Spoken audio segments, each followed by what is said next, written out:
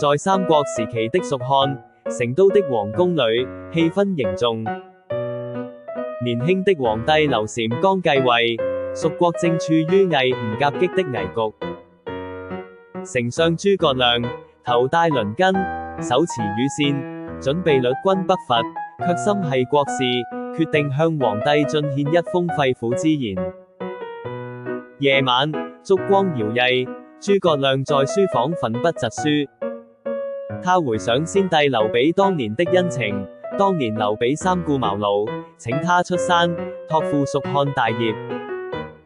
如今先帝已逝，蜀國內有隱憂，外有強敵，諸葛亮決心報答先帝知遇之恩，匡扶漢室。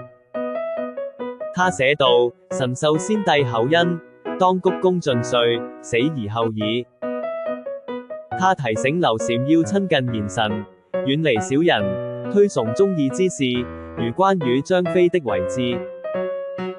他叮囑皇帝要團結百官，嚴明賞罰，穩固蜀漢根基。最後，他提到即將率軍北伐，誓要收復中原，恢復漢室榮光，即使前路艱險，也無怨無悔。寫完，諸葛亮將這封出師表呈給劉禪。